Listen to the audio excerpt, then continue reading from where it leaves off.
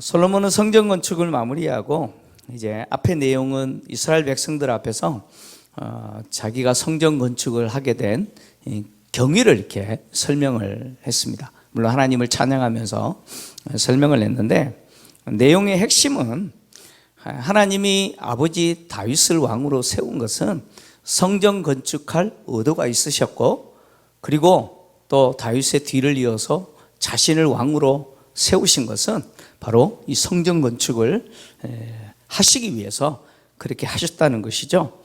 특히 이 성전 건축은 하나님이 이스라엘 백성들을 애굽에서 건져낼 때부터 모세를 통해서 이스라엘 백성과 맺은 그 언약에 근거했고, 그리고 아버지와 맺은 그 다윗 언약에 근거해서 자기를 통해서 하나님이 성전을 건축했다, 이렇게 앞에서 이야기를 했습니다.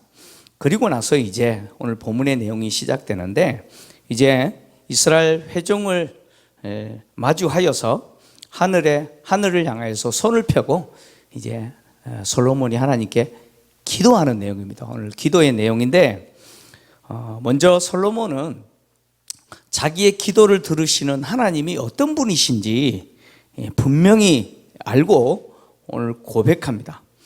솔로몬이 하나님에 대해서 이렇게 고백했죠. 위로 하늘과 아래로 땅의 주와 같은 신이 없나이다, 이렇게 고백했습니다. 위로 하늘과 아래로 땅에 주와 같은 신이 없다. 그리고 왜 위로 하늘과 아래로 땅에 주와 같은 신이 없느냐? 그 이유는 주께서 온 마음으로 주 앞에서 행하는 종들에게 언약을 지키시고 뭘 베풀어 주십니까? 은혜를 베풀어 주시는 분이다, 이렇게 하나님에 대해서 고백을 했습니다. 솔로몬의 이 고백은요, 하나님에 대한 매우 중요한 이해입니다. 하나님이 어떤 분이신지 아주 중요한 이해를 솔로몬이 우리에게 말하고 있는데, 고대 사람들에게 있어서 신이라고 하는 존재는 인간에게 두려움의 대상이죠.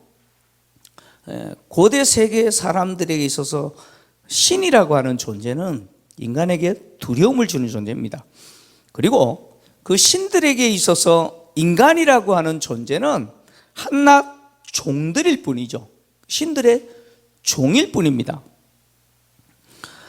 고대 민족이 가지고 있는 이 신관을 보면, 신이 인간과 인격적인 관계를 맺고 또 그 관계를 지키면서 또 그 관계 안에서 인간과 존재하는 분들이 아니죠. 그러니까 다시 말하면 인간과 인격적인 관계 맺고 그 관계를 지키는 존재가 아니다, 그런 이야기입니다. 고대 사회에서 신이라고 하는 존재는 결국 인간들에게 숭배를 받는 대상이고, 또 인간들이 자신을 숭배하지 않으면 뭘 주는 존재예요? 재앙을 주는 존재 정도로 인간들이 신을 그렇게 생각했습니다. 그런데 하나님은 전혀 아니시라는 거죠. 여호와 하나님은 전혀 다르신 분이라는 거죠. 여호와 하나님은 인간과 관계에서 인간을 인격적으로 대우하시고, 인격적인 관계에서 언약을 맺으시고, 그 언약을 근거로 해서 뭘 주시는 분이에요? 은혜를 주시는 분이 하나님이시라는 것이죠. 특히 하나님은 당신 앞에서 온 마음으로 행하는 당신의 종들에게 은혜를 베푸시는 분이십니다. 여기 온 마음으로 행한다라고 하는 말은 당신과 맺은 그 언약에 성실한 자들에게 반드시 뭘 주시는 분이냐? 은혜를 주시는 분이라는 거죠. 하나님은 참 신실하신 분이에요. 한 번 약속하신 것은 절대로 어기시거나 또 변경하시지 않는 분이 하나님이시죠. 솔로몬은 이 하나님을 아는 거죠. 그래서 다윗에게 약속하신 대로 이루어진 것이 오늘 이것이다라고 표현하는 것이죠. 다윗에게 약속하신 대로 자기를 통해서 뭘 건축했어요? 성전을 건축했다. 하나님이 신실하셔서 그렇게 하셨다, 이렇게 고백하고 있는 것이죠. 솔로몬이 하나님 앞에 기도하는 이 기도는요, 하나님이 약속하신 그 약속에 근거하여서 기도합니다. 특히 하나님은 약속을 지키시는 분, 약속에 대해서 신실하신 분, 반드시 약속을 이루시는 분이라고 하는 이 사실에 근거해서 솔로몬은 기도합니다. 솔로몬이 하나님의 약속은 반드시 이루어진다, 하나님은 반드시 약속을 지키신다라고 하는 이 근거에서 기도하는 이유가 하나님이 약속하신 것 중에, 특히 하나님이 다윗에게 약속하신 것 중에 두 가지가 이미 이루어졌기 때문이에요. 다윗에게 약속하신 것 중에 두 가지가 이루어졌어요. 첫째 이루어진 게 뭐냐? 다윗에게 아들을 주실 것이다 라고 한 약속이 이루어졌다는 거예요. 다시 말하면 하나님이 다윗에게 아들을 주어 그 아들을 통해서 성전을 건축하겠다라고 약속하신 그 약속, 특히 아들을 주시겠다, 성전을 건축할 아들을 주시겠다라고 하는 그 약속이 이루어졌다는 거예요.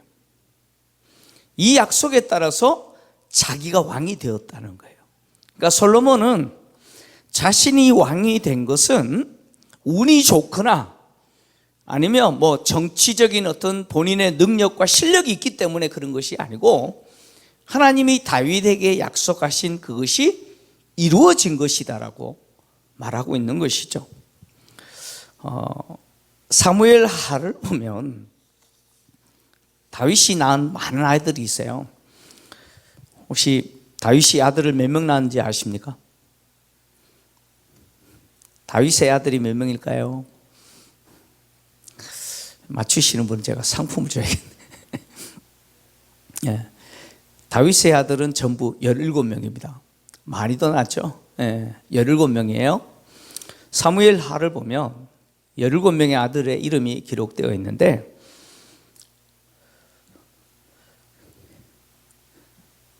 유다 지파의 왕이 헤브론에서 됐잖아요. 그래서 헤브론에서 낳은 아들이 6명입니다. 그 6명의 이름이 등장하는데 암논, 큰아들이죠. 암논, 길르압, 압살롬, 아도니아, 스바랴, 이드르암, 이렇게 6명이 다윗이 헤브론에서 낳은 아들입니다.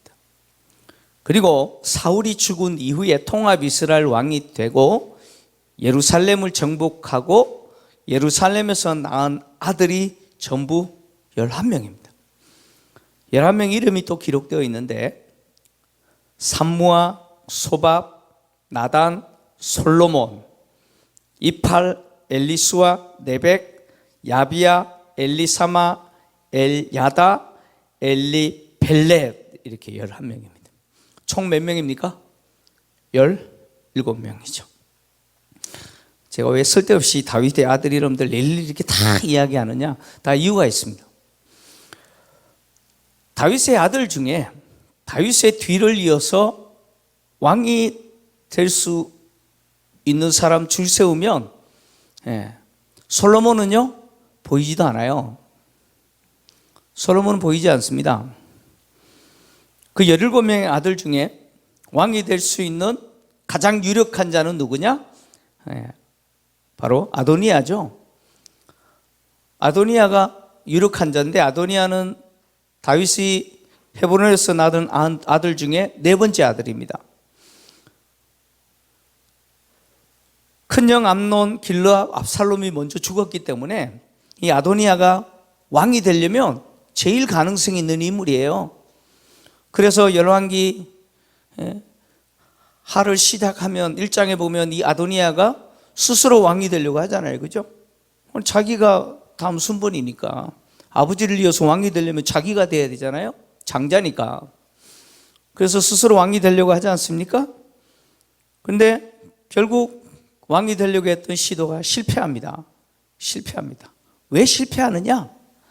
그 이유는 하나님이 다윗에게 내 아들을 줄 것이다.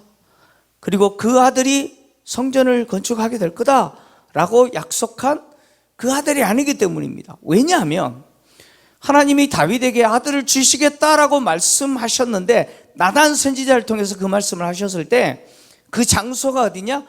예루살렘입니다. 그러니까 지금 하나님이 다윗에게 아들을 주겠다라고 약속하신 그 장소가 예루살렘이라면 이미 헤브론에서 태어난 아들들은 그 대상이 됩니까? 안 됩니까? 안 되죠. 아직 태어나지 않는 아들이어야 됩니다. 이미 태어난, 헤브론에서 태어난 이 6명은 대상이 아닌 거예요. 왕이 될 인물들이 아니라는 겁니다. 하나님이 선택한 자들이 아니라는 것이죠. 그래서 아도니아가 아무리 왕이 되려고 몸부림쳐도 안 되는 거예요. 그리고 또 예루살렘에서 이제 낳은 아들 중에 솔로몬은 몇 번째입니까? 예루살렘에서 태어난 아들 중에 솔로몬은 4번째입니다. 4번째예요. 그러면 예루살렘에서 태어난 아들 중에 왕이 돼야 되잖아요. 그럼 솔로몬이 가능성이 있어요, 없어요? 4번째라니까요. 4번째. 눈 뜨고 형 3명이나 있어요. 그러니까 솔로몬은 한마디로 이야기하면 다윗의 아들 전체 앞에서, 그리고 예루살렘에서 태어난 아들 앞에서 왕이 될 위치가 아니다, 그런 이야기입니다. 그랬던 솔로몬이 왕이 되었어요. 왜요? 왜 왕이 되었죠? 네, 하나님이 그를 선택하셨기 때문에. 하나님이 다윗에게 약속하신 그 아들이 솔로몬이라는 거예요. 그래서 솔로몬은 자기가 왕이 될 수 있는 위치가 아님에도 불구하고 형들을 다 제끼고 왕이 된 것, 그것은 하나님이 다윗에게 약속하신 대로 주신 아들이 누구라는 거예요? 자기라는 거예요. 그 자기가 왕이 된 것은 바로 하나님이 다윗에게 하신 약속이 이루어진 것이죠. 그 다음에 두 번째 이루어진 것은 바로 성전을 건축한 것이죠. 솔로몬이 하나님의 성전을 건축한 것, 이것은 하나님이 다윗에게 네 아들이 성전을 건축하게 될 거다. 네가 아니라 네가 네 몸에서 날 아들이 성전을 건축하게 될 거라고 약속하신 그 약속이 이루어진 거예요. 그러니까 솔로몬은 자신이 왕이 된 것과 또 자신을 통해서 성전이 건축된 것은 하나님이 다윗에게 주신 약속 중에 2가지가 이미 이루어진 것이죠. 그것을 통해서 하나님은 어떤 분이에요? 약속을 지키시는 분, 신실하신 분이라는 거예요. 그래서 이 신실하신 하나님을 의지하고 그 약속의 근거에서 이제 솔로몬이 기도하면서, 이 솔로몬의 기도의 내용은 뭐냐? 남은 약속도 지켜주십시오라고 하는 거죠. 하나님이 다윗에게 약속하신 남은 약속 있잖아요. 아직 이루어지지 않는 그 약속, 그것도 지켜주십시오라고 하는 겁니다. 사무엘하 7장 12절에서 16절을 좀 같이 보겠습니다. 하나님이 다윗에게 이렇게 약속했습니다. 같이 읽겠습니다. 시작. 내 수완이 차서 내 조상들과 함께 누울 때에 내가 내 몸에서 날 내 씨를 내 뒤에 세워 그의 나라를 견고하게 하리라. 그는 내 이름을 위하여 집을 건축할 것이요 나는 그의 나라 왕위를 영원히 견고하게 하리라. 나는 그에게 아버지가 되고 그는 내게 아들이 되리니 그가 만일 죄를 범하면 내가 사람의 묘와 인생의 채찍으로 징계하려니와 내가 내 앞에서 물러나게 한 사울에게서 내 은총을 빼앗은 것처럼 그에게서 빼앗지는 아니하리라. 내 집과 내 나라가 내 앞에서 영원히 보존되고 내 왕위가 영원히 견고하리라 하셨다 하라. 이것이 하나님이 성전을 건축하려고는 마음이 있었던 다윗에게 주신 약속이에요. 이 약속 중에 2가지 이루어졌어요. 그죠? 네 몸에서 날 아들 솔로몬이죠. 성전은 하나님의 집, 내 집을 짓겠다. 성전 건축 이루어졌어요. 그리고 이제 마지막 남은 약속이 뭡니까?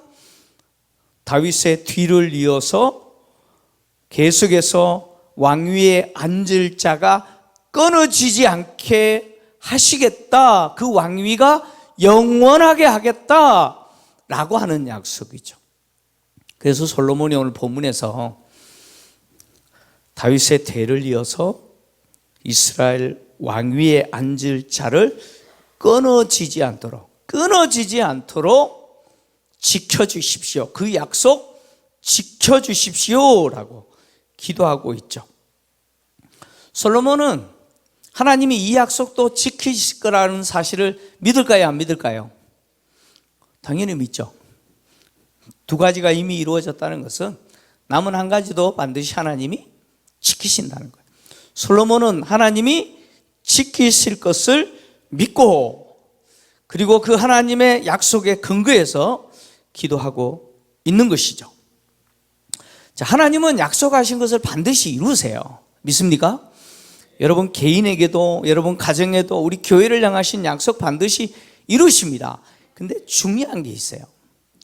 솔로몬이 하나님은 반드시 약속을 이루신다라고 확신하는데 왜 기도해요?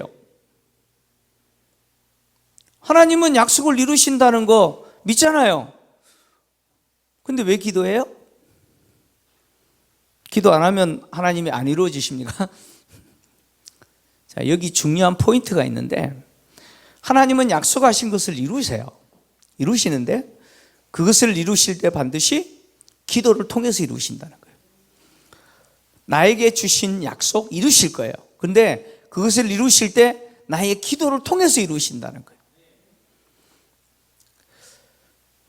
에스겔서 36장 37절을 보면 하나님이 에스겔 선지자를 통해서 이렇게 말씀하세요. 같이 읽겠습니다. 시작. 주 여호와께서 이같이 말씀하셨느니라. 그래도 이스라엘 족속이 이같이 자기들에게 이루어 주기를 내게 구하여야 할지라. 내가 그들의 수요일을 양떼같이 많아지게 하되. 아멘. 이 내용이 뭐냐면, 나중에 에스겔서 36장을 좀 보시면요, 이 바벨론에 의해서 예루살렘이 황폐화되고 하나님의 성전이 무너졌어요. 백성들이 이방의 포로로 끌려갔어요. 이것이 거룩하신 하나님의 이름이 더럽혀진 사건이에요. 하나님을 섬기는 이스라엘 백성들이 국제적인 망신이 되어버렸어요. 그죠? 국제적인 망신을 당하는 존재가 되어버렸어요. 그래서 민족들이 이렇게 패망한 이스라엘 보면서 하나님 어디 계시냐, 이렇게 이스라엘을 비난하는 것이 아니라 이스라엘 백성들이 섬겼던 하나님을 욕하죠. 그 거룩하신 하나님의 이름이 더럽혀졌어요. 그래서 하나님이 당신의 그 거룩한 이름을 회복하시겠다는 거예요. 그래서 민족 중에 흩어졌던 자들을 다시 돌아오게 할 것이다. 그래서 예루살렘을 다시 사람들이 북적이면서 살아가는 성읍으로 만들어 줄 거다, 회복시킬 거다, 이 약속을 주세요. 근데 이 약속을 주시면서 하시는 말씀이, 그래도 이 약속이 이루어지도록 어떻게 해야 된다고요? 기도해야 된다라고 이야기하죠. 하나님이 회복시키실 거라고 약속하셨어요. 당신의 그 더럽혀진 이름을 다시 회복시키기 위해서 그렇게 하실 거라고 약속하셨어요. 약속하셨지만 그 약속이 이루어지도록 기도하라는 거예요. 다니엘서를 보면 다니엘도 그렇습니다. 다니엘이 예레미야 선지자의 글을 읽다가 중요한 내용을 깨닫습니다. 그 내용이 뭐냐면, 바벨론 포로로 끌려갔던 자들이 70년이 지나면 돌아오게 할 거다라고 하는 예레미야 선지자를 통해서 주신 약속을 깨닫습니다. 그러니까 하나님이 70년 만에 다시 회복시키실 거라는 약속을 다니엘이 깨달아요. 와, 하나님이 회복시키시는구나, 그 약속을 하셨구나 깨달았어요. 깨달은 이후에 다니엘이 했던 행동이 있어요. 그 내용이 다니엘서 9장 1절에서 3절인데 좀 같이 읽겠습니다. 시작. 메대 족속 아하수에로의 아들 다리오가 갈대아 나라 왕으로 세움을 받던 첫 해 곧 그 통치 원년에 나 다니엘이 책을 통해 여호와께서 말씀으로 선지자 예레미야에게 알려주신 그 연수를 깨달았나니 곧 예루살렘의 황폐함이 70년 만에 그치리라 하신 그 신이라. 내가 금식하며 베옷을 입고 죄를 덮어쓰고 주 하나님께 기도하며 간구하기를 결심하고. 하나님은 예레미야 선지자를 통해서 예루살렘의 황폐함이 70년 만에 끝날 거다 약속하셨어요. 하나님이 약속하시면 그 약속대로 됩니까 안 됩니까? 되죠. 돼요. 근데 그 약속을 깨달았던 다니엘이 무슨 결심을 하냐면 이 약속이 이루어지도록 금식하고 회개하고 기도하기로 결정을 해요. 하나님이 주신 약속에 대해서 이루어지도록 다니엘이 죄를 덮어쓰고 베옷을 입고 회개하면서 금식하고 기도해요. 그래서 다니엘이 회개해요. 회개하면서 하나님이 주신 이 약속 이루어달라고 기도해요. 그랬더니 하나님이 다니엘의 기도를 들으시고요, 예루살렘의 회복만 이야기하시는 게 아니에요. 하나님은 이 약속까지 다니엘에게 보여주세요. 다니엘서 9장 23절 24절인데요 놀라운 약속을 다니엘에게 보여줍니다. 같이 읽겠습니다. 시작. 곧 내가 기도를 시작할 즈음에 명령이 내렸으므로 이제 내게 알리러 왔느니라. 너는 크게 은총을 입은 자라. 그런즉 너는 이 일을 생각하고 그 환상을 깨달을지니라. 내 백성과 내 거룩한 성을 위하여 이런 이래를 기한으로 정하였나니 허물이 그치며 죄가 끝나며 죄악이 용서되며 영원한 의가 드러나며 환상과 예언이 응하며 또 지극히 거룩한 이가 기름 부음을 받으리라. 아멘. 이게 무슨 이야기냐면 메시아에 대한 약속이에요. 다니엘이 하나님이 약속하신 70년 만에 예루살렘의 황폐함이 끝날이라고 예레미야 선지자를 통해서 예언한 이 약속이 이루어지도록 다니엘이 금식하면서 회개하고 기도했을 때 하나님은 메시아를 보내실 것을 보여주십니다. 더 놀라운 것을 깨닫게 하시죠. 하나님은 성도의 기도를 통해서 약속을 이루십니다. 그래서 주님이 제자들에게 기도를 가르치면서 하셨던 내용이 뭐였습니까? 뜻이 하늘에서 이룬 것 같이 어디서 이루어지게 해달라고요? 땅에서 이루어지게 해달라. 이게 무슨 이야기입니까? 이미 하늘에서 하나님이 결정하셨어요. 이렇게 하겠다라고 이미 결정하셨어요. 하나님이 결정하시면 이 인간 세상 역사에서 하나님이 결정하신 것이 이루어질까요? 안 이루어질까요? 반드시 이루어집니다. 근데 왜 예수님이 기도하라 그랬을까요? 바로 제자들의 기도를 통해서 이루신다는 거예요. 교회의 기도를 통해서 하늘에서 이루어지신 하나님의 그 뜻이 땅에서도 이루어지게 될 거라는 거예요. 솔로몬은 하나님은 반드시 약속을 지키신다, 신실하신 분이다, 이것을 믿고 그 약속을 지켜달라고 다윗의 뒤를 이어 왕위에 앉을 자를 끊어지지 않도록 지켜달라고, 그 약속 지켜달라고 기도합니다. 근데 솔로몬은 또 한 가지 매우 중요한 이야기 하죠. 하나님이 신실하셔서 당신이 약속하신 거 지키실 때 그 약속의 대상이 되는 인간 역시 그 하나님과 관계에서 어떤 모습을 가져야 되느냐? 신실해야 된다는 거예요. 나에게 대해서 하나님이 주신 그 약속 반드시 하나님은 지키실 건데, 하나님이 그 약속을 지키실 때 그 약속의 대상이 되는 나도 하나님 앞에서 어떤 자로 살아야 됩니까? 신실한 자로 살아야 된다는 거예요. 그래서 오늘 25절에 이렇게 솔로몬이 이야기하는 거죠. 자, 같이 읽겠습니다. 25절 시작.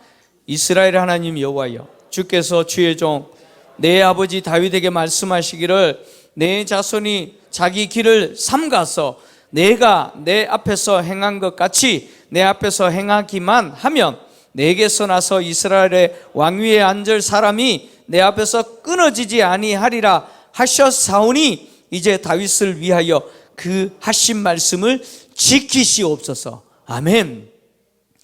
솔로몬은 하나님께 약속을 지켜주십시오라고 기도했지만 또 한편으로 무엇을 이야기합니까? 그 약속의 대상이 되는 인간 다윗의 후손이 어떻게 하나님과 관계에서 어떻게 살아야 될지를 이야기합니다. 다윗의 후손 역시 하나님과 관계에서 그 길을 삼가하여서 하나님 앞에서 뭐예요? 신실해야 된다는 거예요.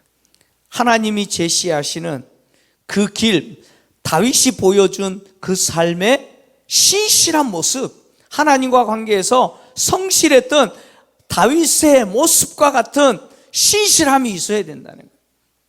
그때 하나님은 그 약속이 이루어지게 할 거다라고 이렇게 솔로몬은 기도하고 있는 것이죠. 하나님이 언약 안에서 약속을 지키실 때 또 언약의 다른 당사자된 우리도 하나님 앞에서 신실해야죠. 그렇지 않습니까? 언약이라고 하는 것은 쌍방이 맺는 거예요. 쌍방이 지켜야 돼요. 상대가 그 언약을 지키기 위해서 나도 어떻게 해야 돼요? 지켜야 돼요. 나도 신실해야 돼요. 근데 하나님은 완전한 신실하신 분이잖아요. 그죠? 하나님은 완전하신 분이에요. 근데 우리는요? 우리는 하나님과 관계에서 그렇게 완전하게 신실하면 좋겠는데 우리는 그러지 못하잖아요. 그렇죠? 반응해 보세요. 그렇죠? 네. 우리 인정해야 됩니다. 하나님이 나에 대해서 주신 약속 지키실 거예요. 근데 나도 하나님과 관계 속에서 신실해야 되는데 우리는 늘 실수하고 있냐고 자빠져요. 넘어져요. 미끄러지고요. 그래서 하나님이 우리로 하여금 신실한 자로 살도록 돕기 위해서 누구를 보내세요? 성령을 보내시는 거예요. 성령을 보내시고 하나님이 우리에게 주신 그 약속이 우리의 인생 속에서 이루어지는 것을 누리도록 도와주시는 거예요.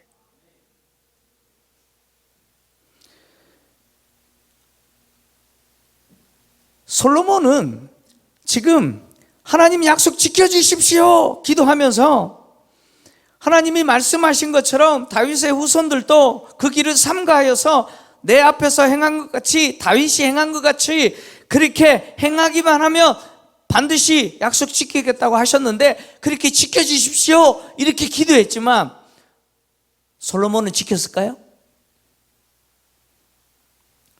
솔로몬은 성공했습니까? 말년에 가면 솔로몬도 실패해버려요. 솔로몬도 실패해요.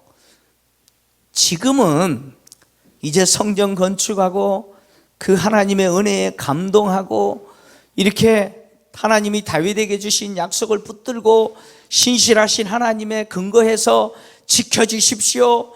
다윗의 후손도 그렇게 다윗과 같이 행할 때 하나님이 지키신다고 약속하신 거 하나님 지켜주십시오 이렇게 기도하지만 정작 이제 말년이 되면 자기부터 어떻게 해요? 하나님을 떠나버려요. 그게 인간이라는 거예요. 인간은 절대로 하나님과 관계 속에서 신실할 수가 없어요. 우리는 그것을 인정해야 돼요. 그래서 그런 우리를 하나님과 관계에서 신실한 자로 세우시고 하나님이 우리에게 주신 그 약속을 우리가 누리도록 이루어지는 것을 누리도록 하시기 위해서 성령을 보내주시는 거예요. 그래서 성령이 우리의 인생 가운데 우리의 길이 빗나가지 않도록 우리가 가는 방향이 엇나가지 않도록 어떻게 해요? 우리를 인도하시는 돕는 자로서 보혜사로서 오시는 것이죠. 그래서 우리의 길이 항상 진리의 길을 걸어갈 수 있도록 진리를 행하는 자로 살 수 있도록 하나님 앞에서 신실한 자로 살도록 도와주시는 것이죠. 성령이 우리를 도우시지 않으면요, 우리 역시 실패합니다. 실패해요. 그래서 하나님이 우리에게 주신 약속, 우리 가정, 우리 교회에 주신 약속을 하나님이 이루시고 지키시는 것을 우리가 누리기 위해서 우리는 필연적으로 누구를 의지해야 되느냐? 우리에게 주신 성령을 의지해야 된다. 성령이 우리 가운데 떠나지 않으시고 우리의 인생을 지도하시고 이끌어 가시는 것에 대해서 우리는 순종해야 된다는 거예요. 바울이 고백했던 것처럼 나는 날마다 죽노라. 자기를 쳐서 복종시키는 삶. 왜 자기를 쳐요? 여기 친다라고 하는 것은 죽인다는 이야기거든요. KO시킨다는 이야기예요. 자기를 쳐서 복종시켜요. 누구에게 복종시켜요? 하나님께 복종시키는 거예요. 왜냐하면 우리는요, 순간 방심하면 하나님께 등 돌릴 사람들이에요. 우리는 그런 존재예요. 순간적으로 교만하잖아요. 여지 없습니다. 하나님께 순종하기보다는 하나님께 등 돌리면서 사는 것을 즐거워하는 사람들이 우리의 본성이에요. 인간이고요, 그것이 우리의 본성이에요. 그래서 우리의 본성대로 행하도록 우리를 그냥 내버려 두잖아요. 방심하잖아요. 그러면 어떤 일이 일어나느냐? 이제 여러분 이제 농사 짓잖아요, 그죠? 감자도 심으시고 텃밭에 고추도 심으시고 열심히 하시죠? 심어놓고는 어떻게 해야 돼요? 한 달 동안 그냥 방치해 보십시오. 뭐 한 달이 뭐 너무 기네요. 일주일만 그냥 방치해 보십시오. 그 어떻게 되죠? 그냥 잡초가 무성한 거예요. 끊임없이 우리 속에 하나님을 거스르려고 하는, 하나님 앞에 불신앙적으로 끊임없이 하나님을 거스르려면서 살려고 하는 우리의 이 타락한 본성을 끊임없이 눌러야 돼요. 계속해서 호미로 긁어내야 돼요. 잡초가 일어나면, 자라면 또 어떻게 해야 돼요? 뽑아야 돼요. 관리해야 돼요. 우리의 마음을 관리해야 돼요. 우리의 신앙을 관리해야 돼요. 이만하면 됐다. 아무도 그런 사람은 없어요. 우리 죽는 순간까지 끊임없이 우리는 우리 자신들을 쳐서 주님 앞에 복종시켜야 돼요. 하나님의 말씀에 복종시키고 하나님 앞에 신실한 자로 살아가도록 계속해서 쳐서 복종시켜야 돼요. 왜요? 그래야 하나님이 우리에게 주신 그 약속이 이루어지는 것을 우리가 보면서 누리면서 살아갈 수 있기 때문에 그렇습니다. 교회가 왜 성령 충만해야 됩니까? 왜 성도의 가정이 성령 충만해야 됩니까? 우리 개인이 왜 성령 충만해야 됩니까? 그 이유 때문이죠. 사랑하는 성도 여러분, 하나님은 신실하신 분입니다. 내가 하나님의 말씀에 순종하면서 살아갈 때 하나님 반드시 우리에게 주신 약속 이루십니다. 그 하나님을 신뢰하면서 끊임없이 내 안에 하나님이 나를 도우시기 위해서 주신 그 성령에게 순종하시면서 살아가는 저와 여러분 되시길 주의 이름으로 축원합니다.